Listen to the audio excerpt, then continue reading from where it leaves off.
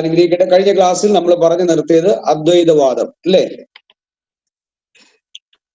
Last class നമ്മൾ പറഞ്ഞു നിർത്തിയത് എവിടെയാണ്?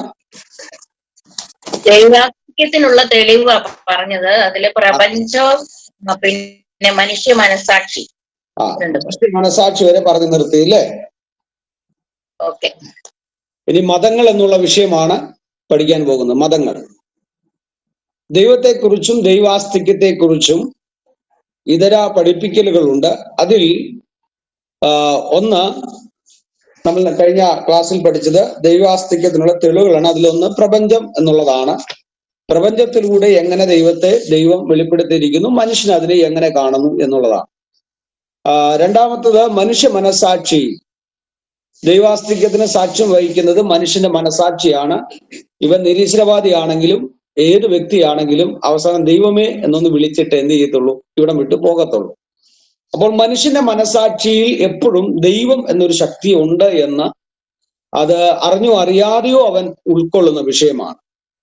അതുകൊണ്ട് ദൈവം ഉണ്ട് എന്നുള്ളതിൽ യാതൊരു സംശയവുമില്ല. ദൈവം ഉണ്ട് എന്നുള്ളത് വാസ്തവമാണ്. ഉൽപ്പത്തി പുസ്തകം 1:27 ദൈവം മനുഷ്യ മനസാക്ഷിയെ മുൻനിർത്തിക്കൊണ്ട് ദൈവത്തിന്റെ സൃഷ്ടിയിലൂടെയാണ് മനുഷ്യൻ ദൈവത്തെ മനസ്സിലാക്കുന്നത്. അതിന്റെ ഏറ്റവും പ്രധാനപ്പെട്ട തെളിവെന്ന് പറയുന്നത് ഞാനും നിങ്ങളും തന്നെയാണ്. കാരണം ഉൽപ്പത്തി 1:26 ഇങ്ങനെ വായിക്കുന്നു, ദൈവം തന്റെ സാദൃശ്യത്തിലും സ്വരൂപത്തിലും തന്റെ കൈവേലയായ മനുഷ്യനെ സൃഷ്ടിച്ചു. ആ സാദൃശ്യവും ദൈവിക ഗുണങ്ങളാണെന്നുള്ള വ്യക്തമായ ഒരു ധാരണ എല്ലാവർക്കും കിട്ടുകയാണ്. ഒറ്റ വാക്കിൽ പറഞ്ഞാൽ ദൈവത്തെ കാണണമെങ്കിൽ എന്നെ കാണണം എന്നുള്ളതാണ്. നമ്മളിലൂടെയാണ് ദൈവത്തിങ്കിലേക്ക് മനുഷ്യന് എത്തുവാൻ കഴിയുന്നത്. അതുകൊണ്ടാണ് ദൈവം ദൈവിക ശുശ്രൂഷകൾക്ക്, ദൈവിക പദ്ധതികൾക്ക്, ദൈവിക വാക്തത്വങ്ങൾക്ക്, ദൈവികമാകുന്ന ഏത് പ്ലാനുകൾക്കും യഹോവയായ ദൈവം മറ്റൊരു വ്യക്തിയെയോ മറ്റാളുകളെയോ തിരഞ്ഞെടുക്കാതെ ദൈവം മനുഷ്യനെ തന്നെ തിരഞ്ഞെടുത്തത്. അതിലേറ്റവും പ്രധാനപ്പെട്ട തെളിവെന്ന് പറഞ്ഞാൽ ദൈവത്തിന് ഈ ലോകത്തെ പാപത്തിൽ കിടക്കുന്ന, അധർമ്മം പ്രവർത്തിക്കുന്ന, ധാർമ്മികതയില്ലാത്ത ഈ അനീതി നിറഞ്ഞ ലോക മനുഷ്യനെ നശിപ്പിക്കുവാൻ വിതിൻ മിനിറ്റുകൾ മതിയായിരുന്നു. ദൈവം ഒരു പ്രളയം ഉണ്ടാക്കി. ആ പ്രളയത്തിലൂടെ മനുഷ്യനെ നീക്കം ചെയ്യാമായിരുന്നു. അല്ല, ഏദൻ തോട്ടത്തിൽ ആദിമ മനുഷ്യനായ ആദമും ഹവ്വയും പാപം ചെയ്തപ്പോൾ അവിടം വെച്ച് ഇത് സ്റ്റോപ്പ് ചെയ്യാമായിരുന്നു. ഇനി അതുമല്ല, അത് കാലഘട്ടങ്ങൾ മുന്നോട്ട് പോയിക്കൊണ്ടിരിക്കുമ്പോൾ യഹോവയായ ദൈവം പ്രകൃതിയിലൂടെ, മനുഷ്യനിലൂടെ, മനുഷ്യൻ്റെതായ സ്വഭാവ രീതികളിലൂടെ ദൈവം സെപ്പറേറ്റ് ചെയ്ത്, ദൈവം വിളിച്ച് വേർതിരിച്ച് ഒരു ജനമാക്കി തീർത്ത് ആ ജനത്തിന് ദൈവം നന്മയും അനുഗ്രഹങ്ങളും കൊടുത്ത് അങ്ങനെയും ദൈവം എന്ത് ചെയ്തു? ദൈവിക പദ്ധതികളെ മുൻപോട്ട് കൊണ്ടുവന്നു.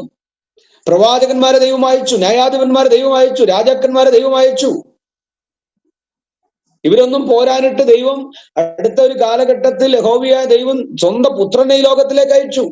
സ്വന്തം പുത്രനെ അയച്ച് വ്യക്തവും കൃത്യവുമായി ദൈവമായിരിക്കുക, ദൈവത്തോടുള്ള സമത്വം മുറുകെ പിടിക്കാതെ താണഭൂമിയിലേക്ക് ഇറങ്ങി വന്ന് നമ്മെ പോലെ ജീവിച്ച്, നമ്മെ പോലെ അത്ഭുതങ്ങളും അടയാളങ്ങളും ഒക്കെ കാണിച്ചെങ്കിലും സാധാരണക്കാരനെ ഒരു മനുഷ്യനായി ജീവിച്ച് നമ്മുടെ ഇടയിൽ പാർത്ത ആ ക്രിസ്തു നമുക്ക് ഇടയിൽ വെളിപ്പെട്ടു. ആ ക്രിസ്തുവിലൂടെ നമ്മളെ ദൈവം കാണിച്ചു തന്നു. ഞാൻ ഓടിച്ചു പറയുക ആ ഭാഗം, സിസ്റ്ററും കഴിഞ്ഞ ദിവസം ഇല്ലാത്തതുകൊണ്ടാണ് ഞാൻ അത്രയും വേഗം ഒന്ന് പറയുന്നത്. ആ ദൈവം ശിഷ്യന്മാരെ വിളിച്ചു. ശിഷ്യന്മാരെ വിളിച്ചിട്ട് ദൈവം എന്ത് ചെയ്തു? യേശുക്രിസ്തു തന്റെ ദൗത്യം അടുത്ത തലമുറയ്ക്ക് കൈമാറി. മത്തായി സുവിശേഷം 28-ാം അധ്യായം 19 വാക്യങ്ങൾ നമ്മൾ വായിക്കുമ്പോൾ, നിങ്ങൾ പുറപ്പെട്ട് ഭൂലോകമൊക്കെയും സകല സൃഷ്ടിയോടും സുവിശേഷം അറിയിപ്പീൻ, ഉപദേശിപ്പീൻ. അതിനുവേണ്ടി അപ്പോസ്തല പ്രവൃത്തി 1-ാം അധ്യായം 8-ാം വാക്യത്തിൽ ഇങ്ങനെ വായിക്കുന്നുണ്ട്, നിങ്ങൾ ശക്തി ലഭിച്ചിട്ട് യഹൂദിയിലും യെരൂശലേമിലും അല്ലേ, ഭൂമിയുടെ അറ്റത്തോളം എന്നെ കാത്തിരുന്ന വിശുദ്ധന്മാരുടെ മേൽ, കാത്തിരുന്ന അപ്പോസ്തലന്മാരുടെ മേൽ, കാത്തിരുന്ന ശിഷ്യന്മാരുടെ മേൽ അപ്പോസ്തല പ്രവൃത്തി 2-ാം അധ്യായത്തിൽ പരിശുദ്ധാത്മാവ് ഇറങ്ങി വന്നു. അപ്പോൾ ഇതുവരെയും പേടിച്ച് ഭയപ്പെട്ടിരുന്ന അപ്പോസ്തലന്മാർക്ക് അവർ പോലും പ്രതീക്ഷിക്കാത്തൊരു ദൈവശക്തി അവിടെ മേൽ വന്നു. ഭയം മാറി. പത്രോസ് ചാടി എഴുന്നേറ്റു, സുവിശേഷം പ്രസംഗിക്കാൻ തുടങ്ങി. അന്ന് മുതൽ ഇന്ന് വരെയും ഈ ദൈവരാജ്യം, ഈ സുവിശേഷം, ഈ നല്ല വാർത്ത, കർത്താവായ യേശുക്രിസ്തു പാപികളെ രക്ഷിക്കാൻ വന്നു എന്നുള്ളത് നമ്മളും പ്രസിദ്ധമാക്കിക്കൊണ്ടിരിക്കുകയാണ്. ഇതാണ് മനുഷ്യ മനസാക്ഷിയിലൂടെ നമ്മളെ ദൈവം ഏൽപ്പിച്ച ദൗത്യം. ദൈവത്തിന് വേണമെങ്കിൽ നേരത്തെ പറഞ്ഞതുപോലെ ഒരു നിമിഷം കൊണ്ട് ഇതിന് മാറ്റം വരുത്താമായിരുന്നു. ഒരു ദൂതൻ ഇറങ്ങി 1,20,000 പേരെ ഒറ്റയടിക്ക് കൊന്നെങ്കിൽ ദൈവത്തിന് അത് മതിയായിരുന്നു. ഒരു ദൂതനെ ഇറക്കിയാൽ മതിയായിരുന്നു. ഇന്ന് ഇവിടെ ആണെങ്കിൽ നാളെ അമേരിക്കയിൽ, മറ്റന്നാള് ഓസ്ട്രേലിയയിൽ, അങ്ങനെ എല്ലാ രാജ്യങ്ങളിലും പോയി സുവിശേഷം പറയാൻ ഒരു ദൂതനെ അയച്ചാൽ മതിയായിരുന്നു. ഗബ്രിയേൽ ദൂതൻ വന്നല്ലേ മറിയോട് സംസാരിച്ചത്. ഗിദെയോന്റെ അടുക്കൽ ദൂതനല്ലേ ഇറങ്ങി വന്നത്. ആട്ടിടയന്മാരോട് ഈ നല്ല വാർത്ത ആദ്യം അറിയിച്ചത് ദൂതനല്ലേ. അങ്ങനെ മാലാഖമാരെ ഇത് ഏൽപ്പിക്കാമായിരുന്നു. പക്ഷെ എന്തുകൊണ്ട് നമ്മളെ ഏൽപ്പിച്ചു എന്നുള്ളത്, ദൈവം ആഗ്രഹിക്കുന്ന ദൈവത്തിന്റെ ഇമേജിൽ, ദൈവത്തിന്റെ സ്വരൂപത്തിൽ സൃഷ്ടിച്ച എന്നെയും നിങ്ങളെയും ഈ ദൗത്യം ഏൽപ്പിച്ചു എന്നുള്ളതാണ്. നമ്മുടെ വണ്ണമോ പൊക്കമോ നിറമോ ഗുണമോ ഒന്നും നോക്കാതെ ദൈവം നമ്മുടെ സ്വരൂപം കണ്ടുകൊണ്ട്, സാറെ കുറച്ചു മുമ്പ് ഇവിടെ പറയാനിടയായി തീർന്നല്ലോ, ദൈവമക്കളെ നിങ്ങൾ നേരത്തെ കയറണം, ലീഡ് ചെയ്യണം, പ്രസംഗിക്കണം, പ്രാർത്ഥിക്കണം, സന്ദേശം കേൾക്കണം എന്ന് പറയാനിടയായി. അത് നിങ്ങളോട് പറയാൻ കാരണം ദൈവം നിങ്ങളെ ആ ദൈവിക ഇമേജിൽ സൃഷ്ടിച്ചത് കൊണ്ടാണ്, ദൈവത്തിന്റെ സ്വരൂപത്തിൽ ദൈവം സൃഷ്ടിച്ചത് കൊണ്ടാണ്. അല്ലെങ്കിൽ ഒരിക്കലും അങ്ങനെ ചെയ്യേണ്ടി വരത്തില്ലായിരുന്നു. ഈ ഭൂമിയിൽ ദൈവത്തിന് ഉപയോഗിക്കാൻ എന്തെല്ലാം സ്രോതസ്സുകൾ ഉണ്ടായിരുന്നു, പക്ഷെ അതൊന്നും ദൈവം ഉപയോഗിച്ചില്ല. ആ ദൗത്യം നമ്മളെ ദൈവം ഫലമേൽപ്പിച്ചു എന്നുള്ളതാണ്. ഓക്കെ, അടുത്തത്, എന്നാൽ ഈ മനുഷ്യ മനസാക്ഷിക്ക് നിരക്കാത്ത മറ്റ് ഇതര പ്രവൃത്തികളിലേക്ക് പോയി. അതാണ് മൂന്നാമതായിട്ട് നമ്മൾ പഠിക്കുന്നത്, മതങ്ങൾ എന്നുള്ളതാണ്. നോട്ട് ചെയ്ത് പോകുന്നവർക്ക് നോട്ട് ചെയ്ത് പോകാം. എന്നാൽ ഈ മതങ്ങൾ അറിഞ്ഞോ അറിയാതെയോ മനുഷ്യ സൃഷ്ടിയാണെങ്കിലും മതങ്ങൾ ദൈവാസ്തിക്യത്തിന് സാക്ഷ്യം വഹിക്കുന്നു. ലോകത്തിലെ എല്ലാ മതങ്ങളും ദൈവാന്വേഷണ വഴിത്താരയിൽ ഉരുവായതാണ്. മനുഷ്യൻ ദൈവം ഉണ്ട് എന്ന് വിശ്വസിക്കുന്നു. ആ ദൈവത്തെ അന്വേഷിച്ച് ഇറങ്ങി പുറപ്പെട്ടു. ആ ഇറങ്ങി പുറപ്പെട്ടത് മൂലം അവൻ ചെന്നെത്തി നിൽക്കുന്നത് ഒന്നുകിൽ അവനെ പിൻഗമിച്ച അനുയായികൾ ആ വ്യക്തിയെ മുൻനിർത്തിക്കൊണ്ട് ഒരു മതം അവിടെ സൃഷ്ടിച്ചു.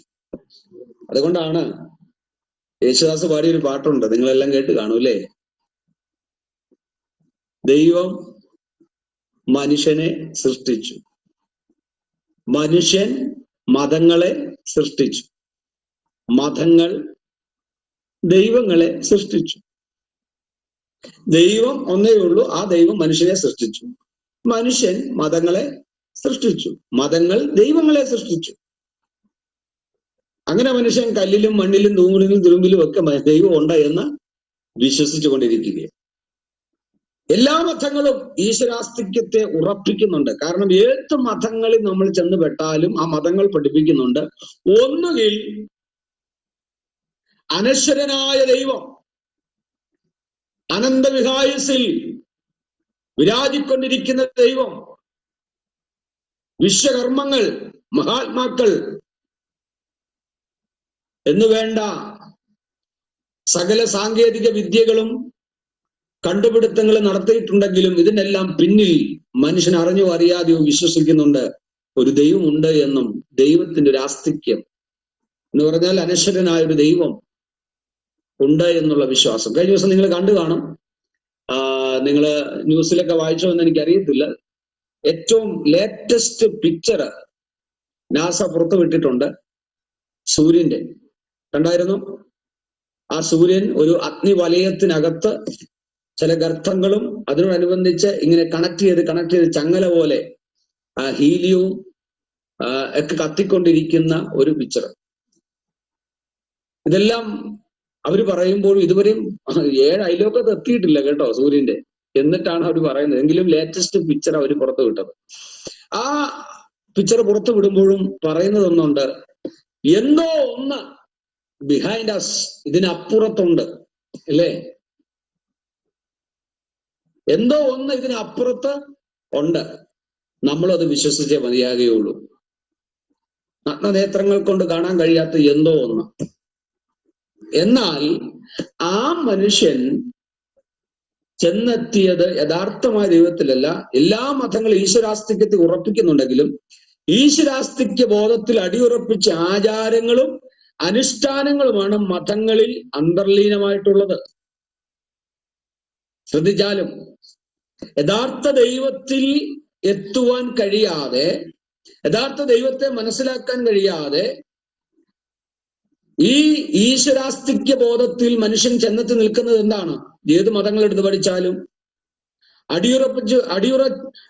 അടിയുറപ്പിച്ച വിശ്വാസങ്ങൾ എന്ന് പറയുന്നത് ആചാരങ്ങൾ കൊണ്ടും അനുഷ്ഠാനങ്ങൾ കൊണ്ടും അല്ലേ?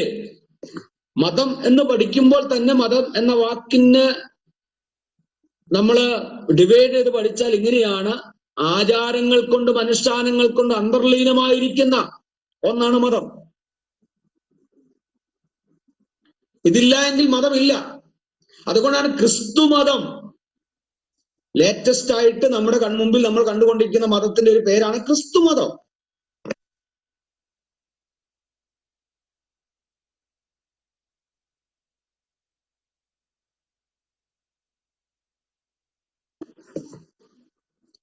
അപ്പോൾ ക്രിസ്തു മതം എങ്ങനെയാ ഉണ്ടായത്? എങ്ങനെയായിത്തീർന്നത്? അന്ത്യോക്യയിൽ വെച്ചാണല്ലോ ആദ്യമായിട്ട് ക്രിസ്തുവിനെ അനുഗമിക്കുന്നവരെ ക്രിസ്ത്യാനികൾ എന്ന പേര് വിളിച്ചത്. അന്ന് മാത്രമില്ല, ക്രിസ്ത്യാനികൾ എന്ന് മാത്രമേ ഉള്ളൂ, ക്രിസ്തു മതമില്ല. എന്നാൽ കാലങ്ങൾ കഴിഞ്ഞ് 3-ാം നൂറ്റാണ്ടായപ്പോഴേക്കും ക്രിസ്തു മതം രൂപാന്തരപ്പെട്ടു. 9-ാം നൂറ്റാണ്ടായപ്പോൾ ക്രിസ്തു മതത്തിന് യഥാർത്ഥമായ ഒരു രൂപരേഖ തയ്യാറാക്കി. 18-ാം നൂറ്റാണ്ടായപ്പോഴേക്കും അത് ക്രിസ്തു മതമായിട്ട് തന്നെ റോമിൽ വെച്ച് പ്രഖ്യാപനം നടത്തി. ആദ്യത്തെ പോപ്പായിട്ട് ആരെയാ പ്രഖ്യാപിച്ചത്? മരിച്ചുപോയ പത്രോസിനെ ആദ്യത്തെ പോപ്പായി പ്രഖ്യാപിച്ചു. അങ്ങനെ ക്രിസ്തുമത രൂപം കൊണ്ടു. ക്രിസ്തുമത രൂപം കൊണ്ടപ്പോൾ ക്രിസ്തന്തിനോസ് ചക്രവർത്തി ക്രിസ്തുവിനെ അംഗീകരിച്ച് ക്രിസ്ത്യാനിയായി തീർന്നപ്പോൾ അദ്ദേഹം ആചാരങ്ങളും അനുഷ്ഠാനങ്ങളും സഭയിൽ കൊണ്ടുവന്നു. അതിന്റെ ഒരു ഭാഗമായിട്ടാണ് ഇന്ന് നടക്കുന്ന ആരാധനകൾ, ഇന്ന് നടക്കുന്ന പ്രാർത്ഥനകൾ, കൂദാശകൾ, ഇതെല്ലാം ഇതിനകത്ത് കണക്ട് ചെയ്തിരിക്കുന്നതാണ്. അപ്പോൾ മതങ്ങളിലൂടെ ദൈവാസ്തിക്യത്തെ കുറിച്ച് എല്ലാ മതങ്ങളും പഠിപ്പിക്കുന്നുണ്ട്. അതില്ല എന്ന് ഒരു മതവും പഠിപ്പിക്കുന്നില്ല, ഉണ്ട് എന്ന് തന്നെയാണ്. ഹൈന്ദവ വിശ്വാസപ്രകാരം ഹിന്ദുമതം പഠിപ്പിക്കുന്നതനുസരിച്ച് മനുഷ്യൻ ദേവന്മാരിലേക്ക് എത്തുന്നു. നല്ല പ്രവർത്തികൾ ചെയ്യുന്നവർ, നന്മ ചെയ്യുന്നവർ എവിടെ എത്തുന്നു? ദേവന്മാരിലെത്തുന്നു. ദേവാസുരം കേട്ടിട്ടുണ്ടോ ആ വാക്ക്? അങ്ങനെ ദേവന്മാരിലെത്തിയ അവർ മരിച്ചു കഴിയുമ്പോൾ, അതുകൊണ്ടാണ് അവരെ മനുഷ്യരെ ദൈവങ്ങളായിട്ട് കാണുന്നത്, മനുഷ്യ ദൈവങ്ങൾ. ആ മനുഷ്യ ദൈവങ്ങളായി ദേവന്മാരായി തീരുന്നവർ എങ്ങോട്ടാ ചെല്ലുന്നേ?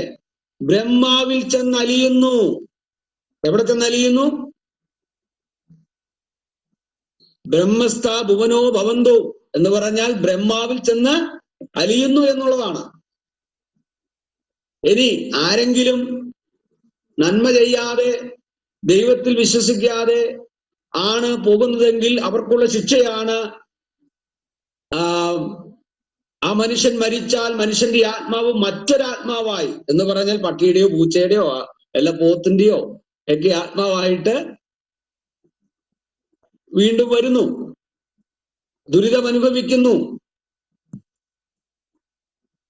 ഇവിടെയാണ് പരമാത്മാവ്. കേട്ടിട്ടുണ്ടോ ഇതൊക്കെ? ഇങ്ങനെയുള്ള വാക്കുകൾ കേട്ടിട്ടുണ്ടോ? എനിക്ക് അതിലൊത്തൊന്നും പോകാൻ സമയമില്ല. മതങ്ങളെ പറ്റി പഠിക്കുന്ന ഒരു റിലീജിയൻസ് എന്ന് പറയുന്ന സബ്ജക്റ്റ് നമുക്കുണ്ട്, റിലീജിയൻസ്. അത് പഠിക്കുമ്പോഴാണ് ഈ വിഷയങ്ങളെല്ലാം നമുക്ക് പഠിക്കാനുള്ളത്.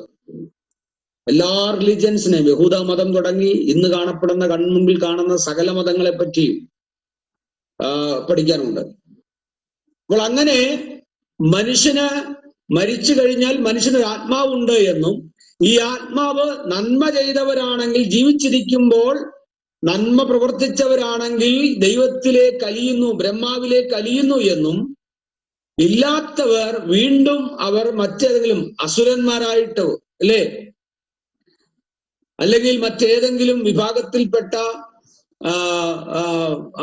രൂപങ്ങളിലൂടെ, പട്ടിയുടെയോ പൂച്ചയുടെയോ മൃഗത്തിന്റെയോ പുലിയുടെയോ ആനയുടെയോ കടുവയുടെയോ അല്ലെങ്കിൽ ചിലപ്പോൾ മനുഷ്യരുടെ തന്നെ വീണ്ടും രൂപമെടുത്ത് വീണ്ടും ഈ ഭൂമിയിൽ വസിക്കുന്നു എന്നും അവർക്ക് നിശ്ചയിച്ച കാലയളവ് കഴിയുമ്പോൾ വീണ്ടും അവർ ബ്രഹ്മാവിലേക്ക് അലിയുന്നു എന്നും അവർക്ക് കിട്ടിയ ശിക്ഷ കാലയളവ് കഴിയുമ്പോൾ അപ്പോൾ തെറ്റ് ചെയ്യുന്നവന് ശിക്ഷയുണ്ടെന്ന് പഠിപ്പിക്കുന്നുണ്ട് എല്ലാ മതങ്ങളും.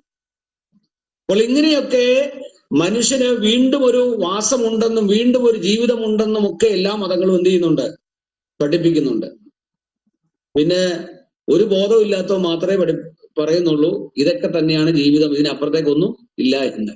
ഇന്നലെ ഞങ്ങൾക്കൊരു പരസ്യവും നടക്കുമ്പോൾ അവിടെ നല്ലൊരു മലങ്കര ക്രിസ്ത്യൻ ചർച്ചിന്റെ അടുത്തുള്ള ഒരു കത്തോലിക്ക ഭവനത്തിൽ അവിടുത്തെ മക്കളൊക്കെ വിശ്വാസത്തിൽ അവിടുത്തെ അമ്മച്ചി നല്ല പ്രായമായി, വയസ്സ് 84 അമ്മച്ചിയോട് ഞങ്ങൾ പറഞ്ഞു, അമ്മച്ചിയെ ഇങ്ങനെയൊക്കെ പോയാൽ മതിയോ, രക്ഷിക്കപ്പെടണ്ടേ സ്ഥാനപ്പെടണ്ടേ എന്ന് പറഞ്ഞപ്പോൾ ഉടനെ അമ്മച്ചി പറയാണ്,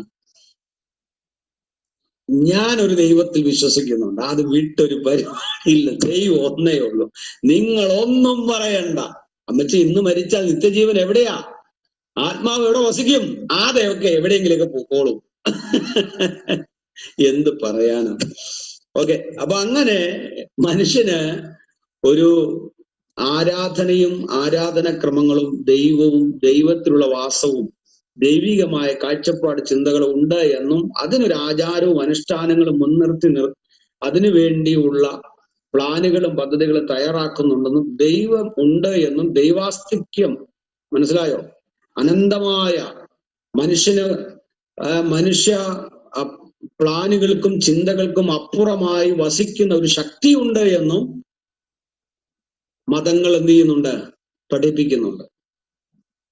ആ മതങ്ങൾ പിന്നെ കാശുണ്ടാക്കാൻ വേണ്ടി പല പരിപാടിയും ചെയ്യുന്നുണ്ട്, അങ്ങോട്ടൊന്നും ഞാൻ പോകുന്നില്ല. ഓക്കെ, ഇനി നാലാമത്തെ വിഷയമാണ്. നാലാമത്തെ വിഷയത്തിലേക്ക് നമ്മൾ വരികയാണ്. അവിടെ നമുക്ക് കാണുവാൻ കഴിയുന്നത് ദൈവിക വെളിപ്പെടുത്തൽ. ദൈവിക വെളിപ്പെടുത്തൽ.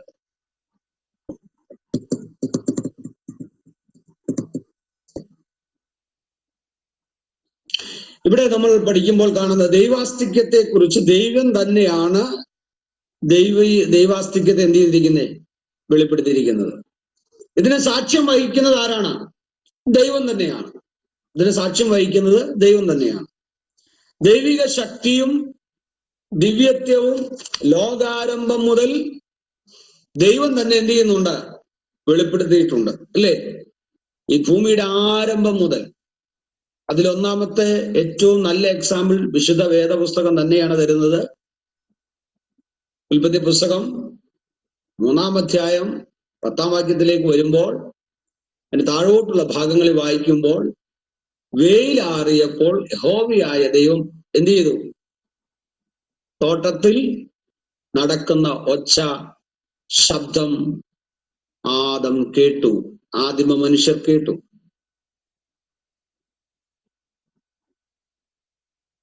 Is it correct? അല്ലേ? 15-ാം വാക്യത്തിലൂടെ വരുമ്പോൾ വ്യക്തമായിട്ട് അത് ഒന്നുകൂടെ എക്സ്പ്ലെയിൻ ചെയ്ത് കൊടുക്കുന്നുണ്ട്. അപ്പോൾ യഹോവയായ ദൈവം തന്നെ മനുഷ്യന്റെ അടുക്കൽ വന്ന്, ആദിമ മനുഷ്യരായ ആദമിന്റെ ഹവ്വയുടെ അടുക്കൽ വന്ന് ദൈവത്തെ എന്ത് ചെയ്തിട്ടുണ്ട്? വെളിപ്പെടുത്തിയിട്ടുണ്ട്. ദൈവം ആരാണ്, ദൈവം എന്താണ് എന്ന് വെളിപ്പെടുത്തിയിട്ടുണ്ട്.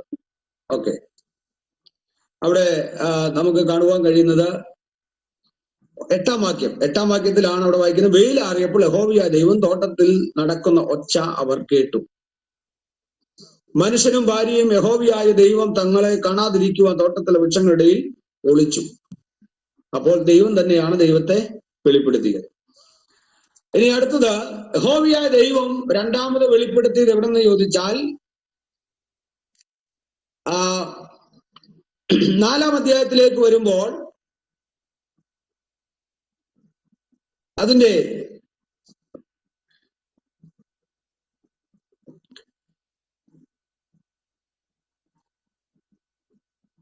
10-ാമത്തെ വാക്യം,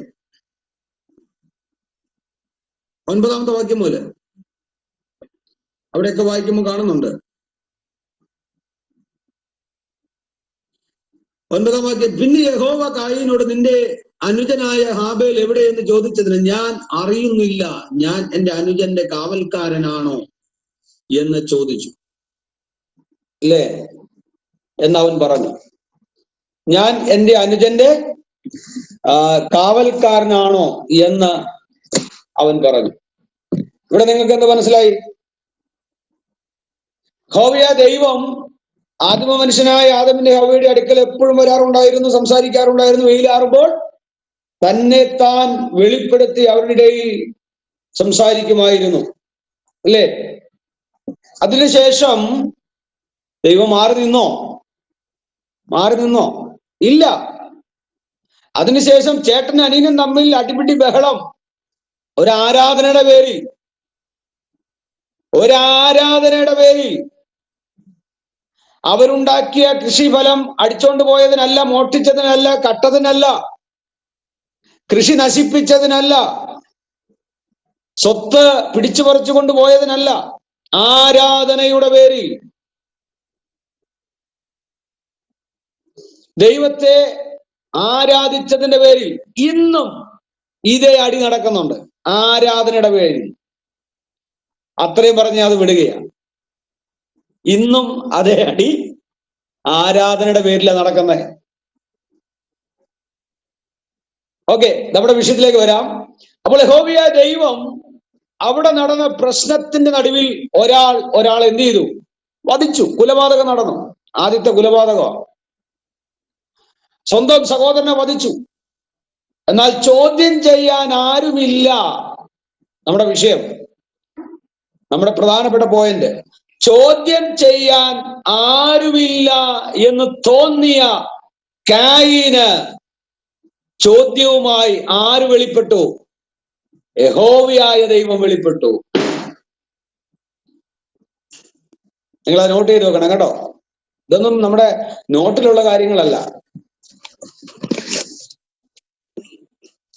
കാരണം ഇതിന്റെ ഒരു കോപ്പി സാറിന്റെ കയ്യിലുണ്ട്, സാറിന് അറിയാം.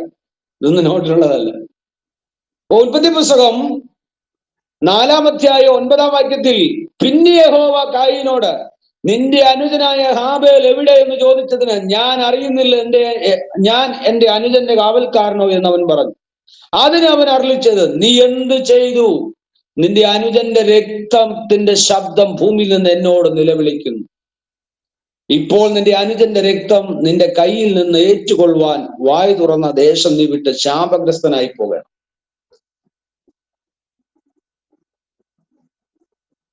ഇവിടെ യഹോവയായ ദൈവത്തിന്റെ ആസ്തിക്യം. നമ്മൾ പറയത്തില്ലേ, ദൈവം എവിടെ വേണമെങ്കിലും എപ്പോ വേണമെങ്കിലും വരാം. ദൈവത്തിന് ഒന്നും അസാധ്യമല്ല. അത് ദൈവം തന്നെ വെളിപ്പെടുത്തുകയാണ്. ഓക്കെ, 2 കാര്യം കിട്ടിയില്ലേ? 2 പോയിന്റ്. 1 ഏദൻ തോട്ടത്തിൽ, 2 കായീന്റെ ജീവിതത്തിൽ. ദൈവിക ശക്തിയും ദിവ്യത്വവും ലോകാരംഭം മുതൽ ദൈവം തന്നെ വെളിപ്പെടുത്തിക്കൊണ്ടിരിക്കുന്നു. വിവിധ കാലങ്ങളിലായി വിവിധ നിലകളിൽ ദൈവം തന്നെ വെളിപ്പെടുത്തിയിട്ടുണ്ട്. ഇസ്രായേൽ ജനതയുടെ ചരിത്രം ആകമാനം പരിശോധിച്ചാൽ യഥാസമയങ്ങളിൽ ദൈവം തന്നെത്താൻ വെളിപ്പെടുത്തി അവർക്ക് വേണ്ടി ചെയ്ത വൻ കാര്യങ്ങൾ, അല്ലേ? അടുത്തത് നമ്മൾ മുന്നോട്ട് വരുമ്പോൾ നോഹയുടെ കാലഘട്ടം ഉൽപ്പത്തി 6:8 ഇങ്ങനെ വായിക്കുന്നുണ്ട്, ലോകം മുഴുവൻ വഷളത്വം നിറഞ്ഞ് മനുഷ്യൻ മ്ലേച്ഛത പ്രവർത്തിക്കുമ്പോൾ. ഉൽപ്പത്തി പുസ്തകം 6-ാം അധ്യായം 8-ാം വാക്യം. ലോകം മുഴുവൻ വഷളത്വം നിറഞ്ഞ് വളരെ മ്ലേച്ഛത പ്രവർത്തിച്ച് എന്ന് പറഞ്ഞ് നമ്മുടെ നാടൻ ഭാഷ പറഞ്ഞ വൃത്തികെട്ട സ്വഭാവത്തിലേക്ക് മനുഷ്യൻ വന്നപ്പോൾ, പാപത്തിൽ മനുഷ്യൻ വന്നപ്പോൾ അവിടെ വായിക്കുന്നുണ്ട്, എന്നാൽ നോഹയ്ക്ക് യഹോവയുടെ കൃപ ലഭിച്ചു. അപ്പോൾ ലോക മനുഷ്യർ മുഴുവൻ, ഉലകത്തിലെ സകല മനുഷ്യരും പാപം ചെയ്ത് ദൈവത്തിൽ നകന്നുപോയപ്പോൾ, പാപികളായി തീർന്നപ്പോൾ, അതിനിടയിലും ഒരൊറ്റ വ്യക്തി ദൈവത്തെ അന്വേഷിക്കുന്നവരുണ്ടായിരുന്നു. എന്നാൽ നോഹയ്ക്ക് യഹോവയുടെ കൃപ ലഭിച്ചു. അവിടെ ദൈവം ഇറങ്ങി വന്നു. സാക്ഷാൽ ദൈവമായിരിക്കുന്നവൻ നോഹയോട് സംസാരിച്ചു. നിങ്ങൾ ചിന്തിക്കണം, നിസ്സാര കാര്യമല്ല. നമ്മൾ പേക്കനാവ് കണ്ടതുപോലെ കണ്ണടച്ച് തുറന്നപ്പോ എന്തോ കണ്ടതുപോലെ ഒന്നും അല്ല സംഭവം. ഒരു അശരീരി കേട്ടു, എന്നാൽ നോഹയ്ക്ക് യഹോവയുടെ കൃപ ലഭിച്ചു. നോഹേ എന്ന് വിളിച്ചു. കഴിഞ്ഞു പോയ കേസല്ല. കൃത്യവും വ്യക്തവുമായി ഇന്ന ദിവസം ഇന്ന സമയത്ത് ഇന്നതുപോലെ ഇന്നടത്ത് നിന്ന് ഇത്രമാത്രം അളവ്, തൂക്കം, വലിപ്പം എല്ലാം വെച്ചുകൊണ്ട്, വ്യാസം, ഉയരം, വണ്ണം, നീളം എല്ലാം വെച്ചുകൊണ്ട് ഒരു പെട്ടകം ഉണ്ടാക്കുക. കൃത്യമായ സമയാസമയങ്ങളിൽ ഒരു കൂട്ടുകാരൻ, അല്ലെങ്കിൽ നമ്മുടെ ഒരു മാനേജർ, ഒരു സൂപ്പർവൈസർ, അല്ലെങ്കിൽ ഒരു ഓണർ വന്ന് സംസാരിക്കുന്നത് പോലെ, ഒരു വീട്ടുടയൻ വന്ന് വീടിന്റെ പണിക്കാരനോട് സംസാരിക്കുന്നത് പോലെ ടൈം ടു ടൈം വന്ന് ദൈവം സംസാരിച്ചു കൊണ്ടിരിക്കുകയാണ്. നിങ്ങൾ ചിന്തിച്ചു നോക്കിയേ. ഇതിലെല്ലാം ആത്മീക ദൂതുകളുണ്ട്, ഒത്തിരി ആത്മീക മർമ്മങ്ങളുണ്ട്. No time to explain. സാധാരണ നമ്മുടെ ക്ലാസ് നന്നായിട്ട് അങ്ങനെ എടുക്കാറുണ്ട് ഞാൻ, പക്ഷെ ഒരല്പം സ്പീഡിലാണ് ഞാൻ പോകുന്നത്. എങ്കിലും നിങ്ങൾ അതിൻ്റെ ആത്മീക മർമ്മം മനസ്സിലാക്കണം. ദൈവം നോഹയ്ക്ക് വെളിപ്പെട്ടത് നിസാര കാര്യമല്ല. ചുമ്മാ നമ്മൾ പറയുന്ന പോലെ ആരോ അവിടുന്ന് സ്വപ്നം കണ്ടു, ആരോ കേട്ടു. നോ, അങ്ങനെയല്ല. യഹോവയാ ദൈവം ആരാണെന്ന് വെളിപ്പെടുത്തി. നോഹയുടെ മുമ്പിൽ കൃത്യമായ അളവും തൂക്കവും വണ്ണവും വലിപ്പവും. അതിൽ കയറിയ ഒറ്റ മൃഗത്തിനും സ്ഥലമില്ലാതിരുന്നില്ല. ആനയ്ക്കും ഉണ്ടായിരുന്നു,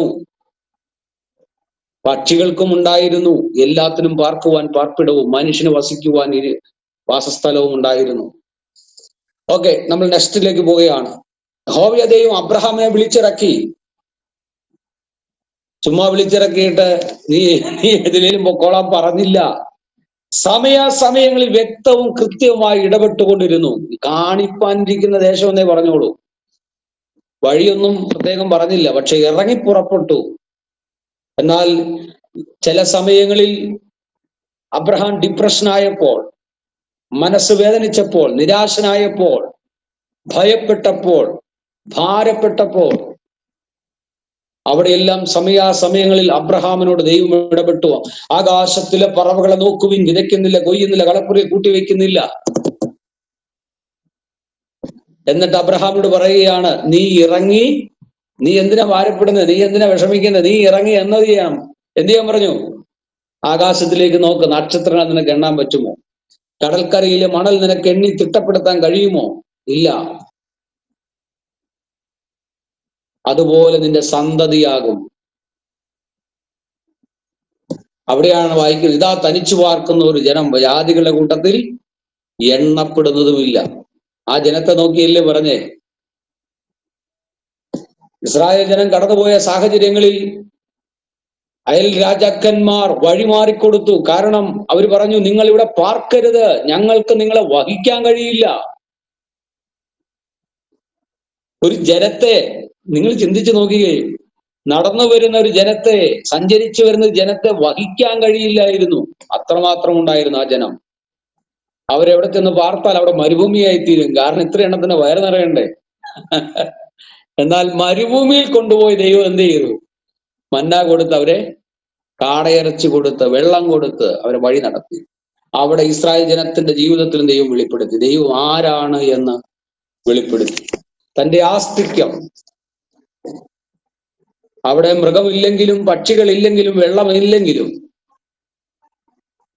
അവിടെ ഉടുപ്പുകൾ തയ്ക്കാനുള്ള സംവിധാനങ്ങൾ ഇല്ലെങ്കിലും ദൈവം ആരാണ് എന്ന് അവിടെ വെളിപ്പെടുത്തി. അതിനകത്ത് ഒരു കാര്യം മാത്രം ഞാൻ വിടാം. വിളിച്ച ദൈവം വിശ്വസ്തൻ. ദൈവം ആരാണെന്ന് തിരിച്ചറിഞ്ഞാൽ പിന്നെ പിറകോട്ട് നോക്കേണ്ടി വരത്തില്ല. ആ ദൈവം നമുക്ക് വേണ്ടി വഴികളും വാതിലുകളും തുറന്നിട്ടുണ്ട്. ദൈവത്തിന് അസാധ്യമായിട്ടൊന്നുമില്ല. Okay, next. ദൈവത്തിന്റെ ആസ്തിക്യത്തിന് ഉത്തമ തെളിവാണ് ക്രൈസ്തവ സഭയുടെ ചരിത്രത്തിലും ദൈവിക വെളിപ്പാട് കാണുവാൻ സാധിക്കുന്നു. ദൈവം മനുഷ്യരോട് സംസാരിക്കുകയും അവരിൽ കൂടി പ്രവർത്തിക്കുകയും ചെയ്തിരിക്കുന്നത് കാണാം. ദൈവം മനുഷ്യരോട് സംസാരിക്കുന്നു, അവരിലൂടെ എന്ത് ചെയ്യുന്നു? പ്രവർത്തിക്കുന്നു. അതിനാണ് പ്രവാചകന്മാരെ ദൈവം അയച്ചത്. ഹിസ്കിയാവിന് മരിക്കത്തക്ക രോഗം വന്നു. യെശയ്യാവിനോട് പറഞ്ഞു, നീ എന്നിട്ട് എന്ത് ചെയ്യ? പ്രവചിക്ക. നിന്റെ ഗ്രഹകാര്യ ക്രമത്തിലാക്കിയില്ലെങ്കിൽ നീ എന്ത് ചെയ്യും? മരിച്ചു പോകും. നടുമുറ്റത്തേക്ക് ഇറങ്ങിയതേ ഉള്ളൂ. യെശയ്യാവ് നടുമുറ്റത്തേക്ക് ഇറങ്ങിയതേ ഉള്ളൂ. അപ്പോൾ തന്നെ യഹോവയാ ദൈവം യെശയ്യാവിനോട് പറഞ്ഞു, നീ തിരിച്ചു ചെല്ല്. അവൻ ഗ്രഹകാര്യം ക്രമത്തിലാക്കി 15 സംവത്സരം ആയുസ്സിനെ നീട്ടി എന്ന് പറയാൻ. വിതിൻ സെക്കൻഡുകൾ ദൈവം ഇടപെട്ടു. പുതിയ നിയമത്തിൽ അപ്പോസ്തലനായ പത്രോസിനോട് യഹോവയാ ദൈവം സംസാരിച്ചു. പത്രോസ് എഴുന്നേറ്റ് നിന്ന് ദൈവത്തിന്റെ വചനം ശുശ്രൂഷിച്ചു. ഫിലിപ്പോസ്, പ്രാർത്ഥിച്ചു കൊണ്ടിരുന്ന ഫിലിപ്പോസിനെ ദൈവം എടുത്തുകൊണ്ടുപോയി നേരെ ഷണ്ണന്റെ രഥത്തിന് മുമ്പായി ഓടുമാറാക്കി. അവിടെ കൊണ്ടും തീർന്നില്ല. അടുത്തത് സ്തേഫാനോസിനോട് ദൈവം സ്വർഗം തുറന്ന് അവിടെ വെളിപ്പെട്ടു. നെക്സ്റ്റ്, കാരാഗ്രഹത്തിൽ ഇറങ്ങി വന്ന ദൈവ സാന്നിധ്യം. അപ്പോസ്തലപ്രവൃത്തി 12-ാം അധ്യായത്തിൽ പത്രോസിന് വേണ്ടി ഇറങ്ങി വന്നു. ദമസ്കോസിന്റെ പടിവാതിൽക്ക് വെച്ച് പൗലോസിനോട് ദൈവം സംസാരിച്ചു. ആ ഒരു ടേണിംഗ് പോയിന്റ് ആണ് പുതിയ നിയമസഭയ്ക്ക് 14 ലേഖനങ്ങൾ ഇങ്ങനെ എന്താ പറയാ, അപ്പം ചുട്ടു തരുന്നത് പോലെ, അല്ല പപ്പടം ചുട്ടു തരുന്നത് പോലെ തന്നത്. ഇതില്ലായിരുന്നെങ്കിൽ അവസ്ഥ നിങ്ങളൊന്ന് ചിന്തിച്ചേ. ഈ 14 ലേഖനങ്ങൾ പൗലോസ് എഴുതി നമുക്ക് തന്നില്ലായിരുന്നെങ്കിൽ നമ്മുടെയൊക്കെ സ്ഥിതി ഒന്ന് ചിന്തിച്ചേ.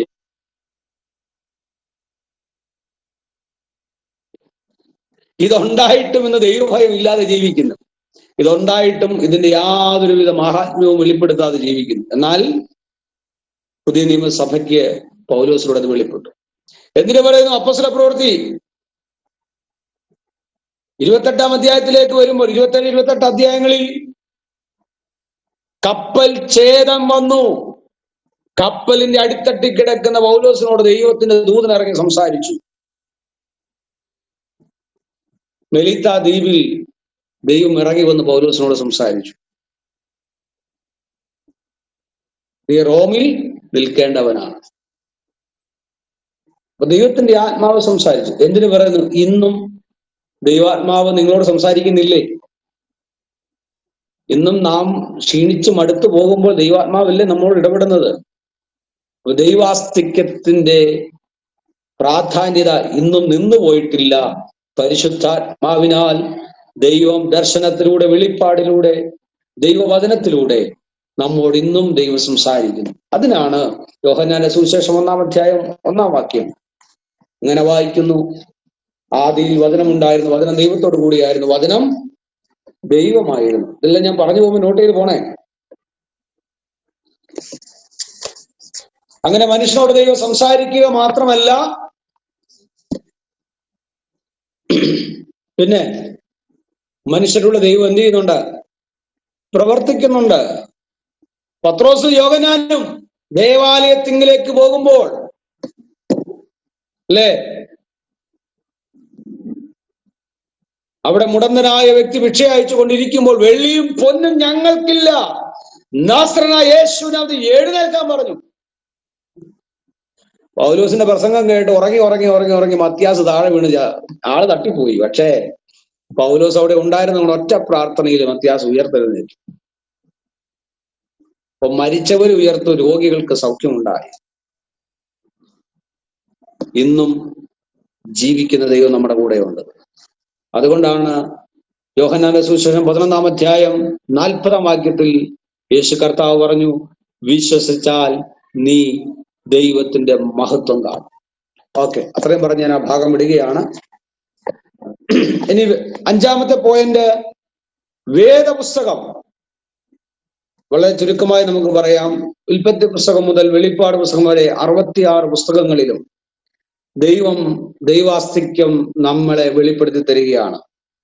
സത്യവേദ പുസ്തകം ദൈവിക വെളിപ്പാടിന്റെ ദൃശ്യരൂപമാണ്. എന്താണ് സത്യവേദ പുസ്തകം? ദൈവിക വെളിപ്പാടിന്റെ ദൃശ്യരൂപം ആണ്. ജീവിക്കുന്നവനായ ദൈവത്തിന്റെ ആസ്തിക്യത്തിന്റെ പരിപൂർണ വെളിപ്പാട് ഈ ദൈവവചനത്തിൽ നാം ദർശിക്കുന്നു. ജീവിക്കുന്നവനായ ദൈവത്തിന്റെ ആസ്തിക്യത്തിന്റെ പരിപൂർണ വെളിപ്പാട് ഈ ദൈവവചനത്തിൽ നാം ദർശിക്കുന്നു. യഹോവയുടെ വചനം യഹോവയുടെ അരുളപ്പാടാണ്.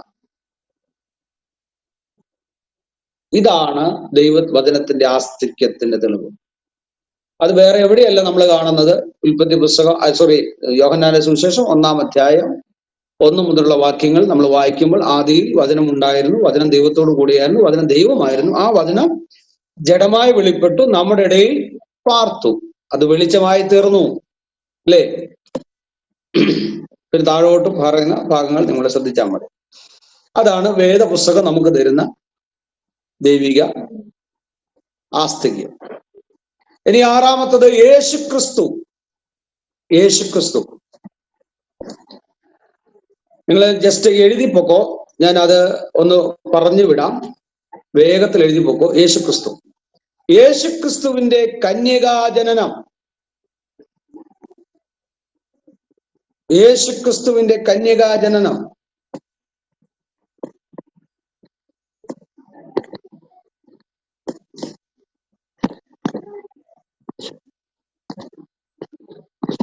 എഴുതിയോ? പാപപരിഹാര ജീവിതം. പാപപരിഹാര ജീവിതം. അടക്കം. പുനരുദ്ധാനം. ഉപദേശം. മരണം. അത്ഭുത പ്രവർത്തികൾ. സ്വർഗാരോഹണം.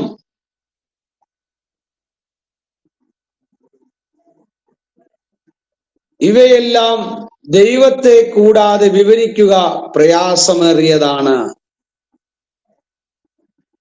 ഇവയെല്ലാം ദൈവത്തെ കൂടാതെ വിവരിക്കുക പ്രയാസമാണ്. യേശുക്രിസ്തു തന്നെയും തന്റെ പ്രവർത്തനങ്ങളും പഠിപ്പിക്കലുമെല്ലാം ദൈവാസ്തിക്യത്തെ ഉറപ്പിക്കുവാൻ പര്യാപ്തമായിരുന്നു.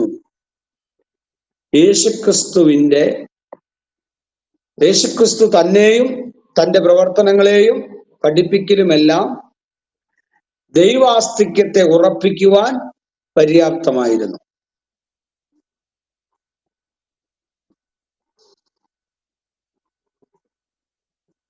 ഉൽപ്പത്തി പുസ്തകം മുതൽ വെളിപ്പാട് പുസ്തകം വരെ നമ്മൾ പഠിക്കുമ്പോൾ യേശുക്രിസ്തുവിലാണ് ജീവിക്കുന്ന ദൈവത്തിന്റെ പരിപൂർണ വെളിപ്പാട് നാം ദർശിക്കുന്നത്.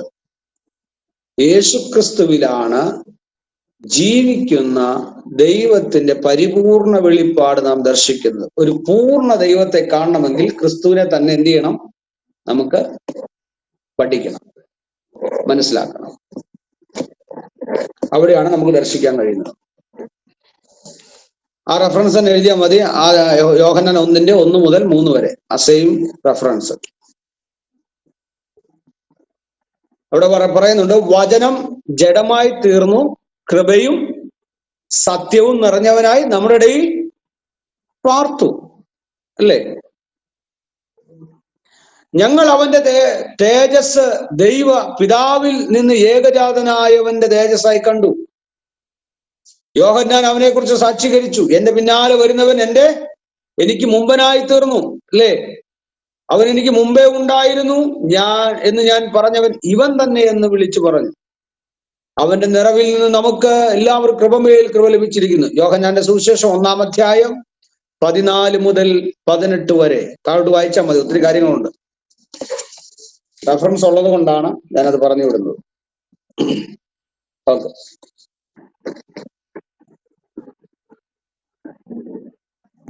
യോഹന്നാന്റെ സുവിശേഷം 1-ാം അധ്യായം 14 മുതൽ 18 വരെ. യേശു അവനോട്, ഞാൻ തന്നെ വഴിയും സത്യവും ജീവനുമാകുന്നു. യോഹന്നാന്റെ സുവിശേഷം 14-ാം അധ്യായം 6 മുതൽ 9 വരെ. യോഹന്നാൻ 14:6 മുതൽ 9 വരെ.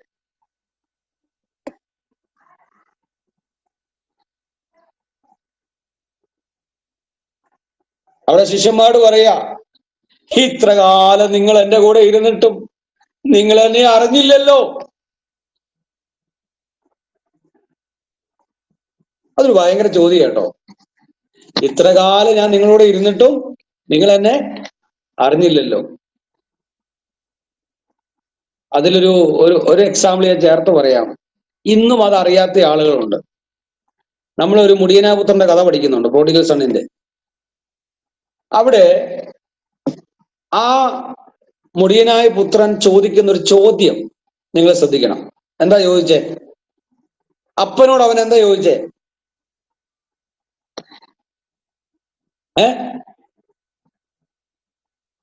ആരെ അൺമ്യൂട്ട് ചെയ്ത് പറഞ്ഞേ? ആരായാലും കുഴപ്പമില്ല, അൺമ്യൂട്ട് ചെയ്ത് പറഞ്ഞോ. നമ്മുടെ പുതിയ ആളുടെ ശബ്ദം ഒന്ന് കേൾക്കട്ടെ. അപ്പനോട് അവൻ എന്താ ചോദിച്ചേ? അവനുള്ള വീതം തരാൻ ചോദിച്ചു. എനിക്കുള്ള വീതം അല്ലേ, എനിക്കുള്ള പങ്ക്, എനിക്ക് വരേണ്ടുന്ന പങ്ക്, എനിക്കുള്ള വീതം. അങ്ങനെയാണെങ്കിൽ ബാക്കിയുള്ളത് ആർക്കാ?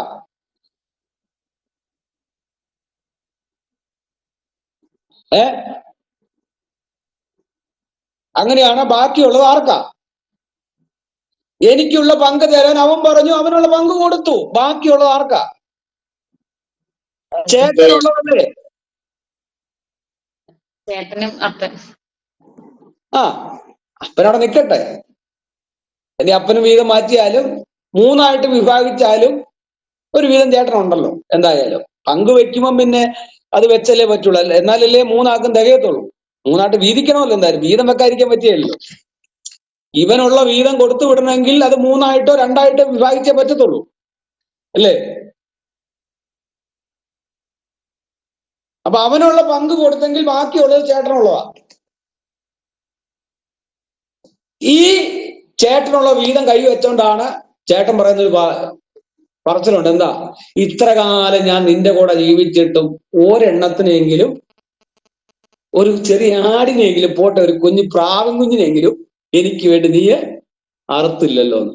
എടാ, ഇത് മുഴുവൻ നിനക്കുള്ളതായിരുന്നു. നിനക്ക് എപ്പോ വേണേലും പിടിച്ചതിന് അർത്ഥം തിന്നാമായിരുന്നു. നിനക്ക് എപ്പോ വേണേലും ആഘോഷം നടത്താമായിരുന്നു. പൂർണ്ണ അധികാരം നിനക്കുണ്ടായിരുന്നു. അവൻ ഈ നാട്ടിലേ ഇല്ല, അവൻ ഈ നാടെ വിട്ടുപോയി.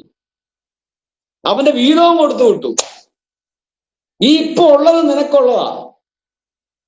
ഇതും കൈവച്ചോണ്ട് ഇന്നും ഇത് ചോദിക്കുന്ന സഭാവിശ്വാസികളും ദൈവമക്കളുമാണ്, കർത്താവിനെ അനുഗമിക്കുന്നവരാണ് ഇന്നും നമ്മുടെ കൂടെ ഉള്ളത്. അത്രയും പറഞ്ഞ് ഞാൻ ആ ഭാഗം വിടുക. ബാക്കി നിങ്ങൾ ആലോചിച്ചാൽ മതി. മനസ്സിലായോ? എടാ, നിങ്ങൾക്കുള്ളത് ഉണ്ടായിട്ടും തരണേ തരണേ തരണേ, അപ്പൊ നാളെ ഞാൻ എന്ത് കഴിക്കും, എന്ത് തിന്നും, എന്തുടുക്കും എന്നുള്ള ആവലാതിയാണ്. ഈ ആവലാതി വേവലാതി കേട്ട് ദൈവം തന്നെ മടുത്തെന്ന് എനിക്ക് തോന്നുന്നത്. നിനക്കുള്ള ദൈവം കരുതി നിന്റെ കൈ തന്നിട്ടുണ്ട്, നീ എടുത്ത് ഭക്ഷിച്ചാൽ മതി. പ്രാർത്ഥിച്ച് വാങ്ങിക്കോണം. അതെവിടെ ഇരിക്കുന്നത് കണ്ടുപിടിച്ചോണം. ആമേൻ. കർത്താവ് സഹായിക്കട്ടെ. അപ്പോൾ യോഹന്നാൻ 14:6-9 ഒരു വാക്യം കൂടെ നിങ്ങൾ എഴുതിക്കോ. 1 തിമോത്തിയോസ് 3:16. 1 Timothy chapter 3 verse 16. അവൻ ജഡത്തിൽ വെളിപ്പെട്ടു, ആത്മാവിൽ നീതീകരിക്കപ്പെട്ടു, ദൂതന്മാർക്ക് പ്രത്യക്ഷനായി, ജാതികളിടയിൽ പ്രസംഗിക്കപ്പെട്ടു, ലോകത്തിൽ വിശ്വസിക്കപ്പെട്ടു, തേജസ്സിൽ എടുക്കപ്പെട്ടു എന്നിങ്ങനെ ദൈവഭക്തിയുടെ മർമ്മം സമ്മതമാം വണ്ണം വലിയതാകുന്നു. നോക്കണം ആ സന്ദേശത്തിന്റെ ആഴം, അല്ലേ? ആ സന്ദേശത്തിന്റെ ആഴം.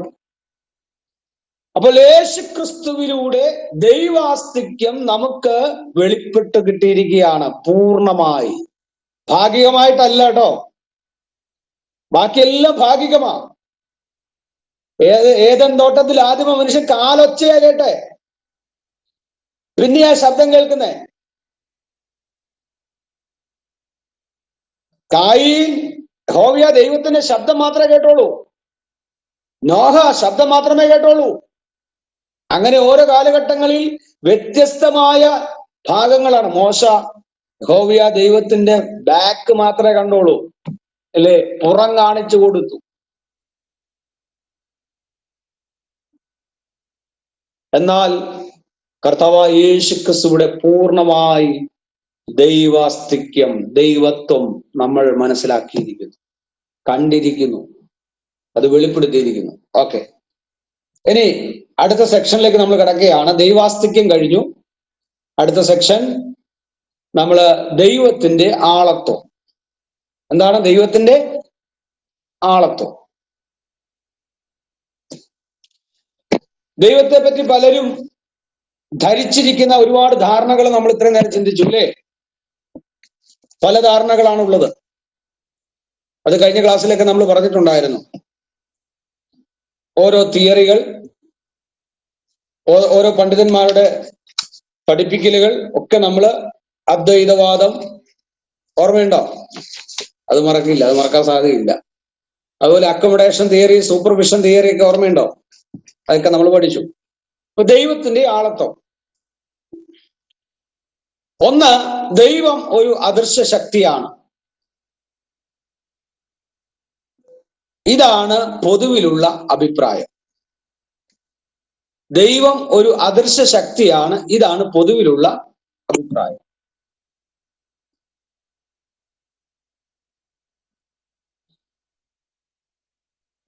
എന്നാൽ ദൈവവചനം അഥവാ വിശുദ്ധ വേദപുസ്തകം നമ്മളെ പഠിപ്പിക്കുന്നത് ദൈവം ഒരു അദൃശ്യ ശക്തിയല്ല.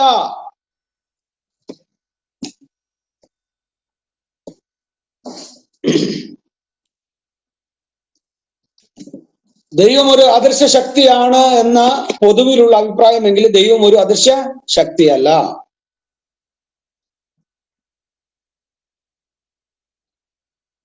എന്നാൽ മറിച്ച് ഒന്ന്, അറിവ്; രണ്ട്, ഇച്ഛ; മൂന്ന്, വികാരം; നാല്, തീരുമാന ശക്തി